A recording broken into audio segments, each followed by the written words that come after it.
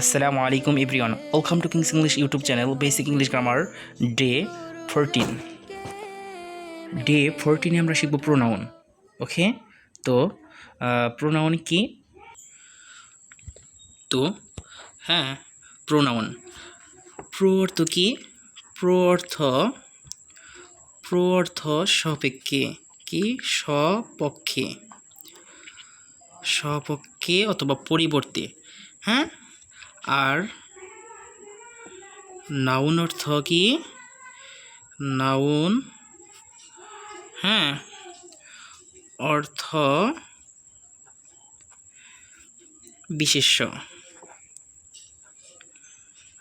Noun অর্থ কি? বিশেষ্য।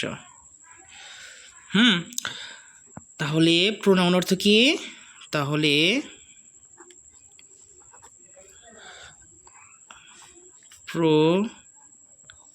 প্রোনাউন অর্থ, হ্যাঁ, প্রোনাউন অর্থ কি? নাউন এর সাপেক্ষে, নাউন মানে কি? নাম, বিশেষ্য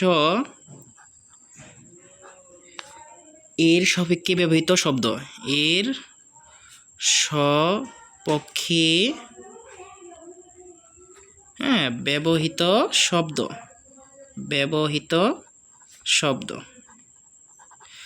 প্রো অর্থ সাপেক্ষে আর নাউন অর্থ কি? বিশেষ্য। তাহলে প্রোনাউন অর্থ হচ্ছে বিশেষ্য এর সাপেক্ষে ব্যবহৃত শব্দ। এখন আমরা প্রোনাউনের সংজ্ঞা দেখব। ওকে, হ্যাঁ, নাউন এর পরিবর্তে ব্যবহৃত শব্দকে কি বলে? প্রোনাউন বলে। কি বলছি? নাউন এর পরিবর্তে, হ্যাঁ, ব্যবহৃত শব্দকে প্রোনাউন বলে। ওকে, তো আমরা একটা এক্সাম্পল দেখি। ওকে, তো এক্সাম্পল হিসেবে আমরা দেখব, তুলি যে স্টুডেন্ট অফ ক্লাস 10, তুলি লাভস গার্ডেনিং, তুলি টেক্স আফটার হার মাদার। তো তুলি যে স্টুডেন্ট অফ ক্লাস 10, আমরা কি নাউন নিছি তুলি, তারপরে দেখো আবার কি? তুলি লাভস গার্ডেনিং, হ্যাঁ, তাহলে তুলি, আবার তুলি ব্যবহার করছি, তুলি টেক্স আফটার হার মাদার। তো এই যে, হ্যাঁ, বারবার যে নাউনটি ব্যবহার করছি, কোন নাউনটি ব্যবহার করছি? তুলি। তো এই তুলির পরিবর্তে কি একটা প্রোনাউন ইউজ করা যায় না? এত বারবার কেন আমরা নাউন ইউজ করব? তো নাউন বারবার ইউজ করা যাবে না। কেন ইউজ করা যাবে না? কারণ এটা বাহুল্য দোষ হবে। কি দোষ হবে? বাহুল্য দোষ সমস্যা। ওকে, যা বাহুল্য দোষ সমস্যা। এই একাধিক তুলি ব্যবহার করার কারণে এটা কি দোষ হয়েছে? বাহুল্য দোষ। তো এই তুলির পরিবর্তে প্রথম নাউনের পরিবর্তে আমরা কি লিখতে পারি? তুলি যেহেতু মেয়ে মানুষ, তো তুলির পরিবর্তে আমরা কি লিখতে হবে? শি। কি লিখতে হবে? She. Okay, she.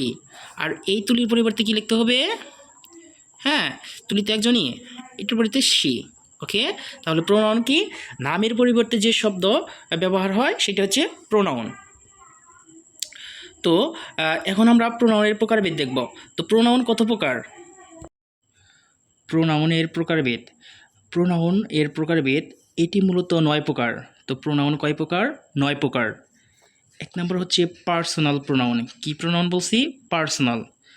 Possessive pronoun. কি? Possessive pronoun.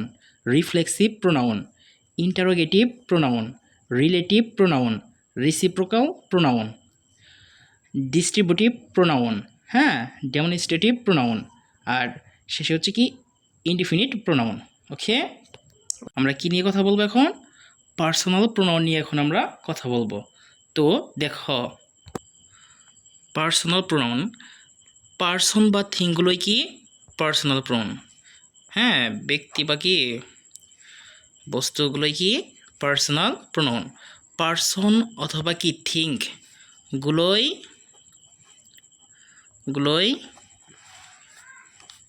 পার্সোনাল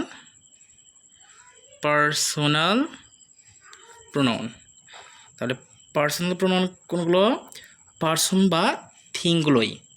তো আমরা এখন পার্সনগুলো দেখব। তো আই কি? আই হচ্ছে first person singular, first person singular, person singular singular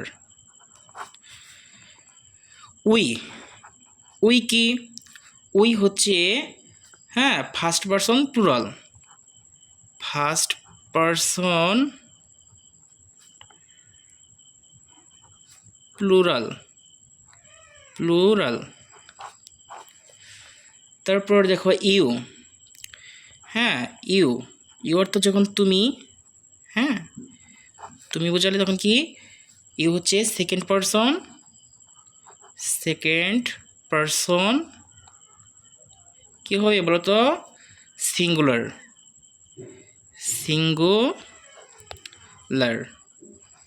হ্যাঁ তারপর হচ্ছে ইউ যখন তোমরা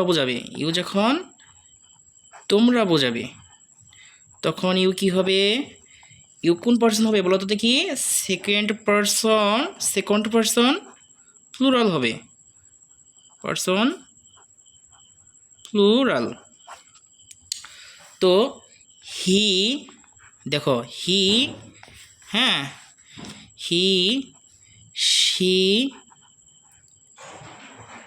ইট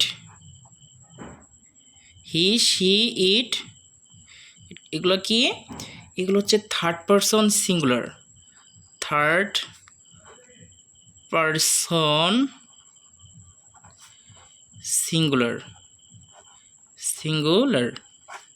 তারপর দেখো দে হচ্ছে কি দে হচ্ছে থার্ড পারসন প্লুরাল ওকে থার্ড পারসন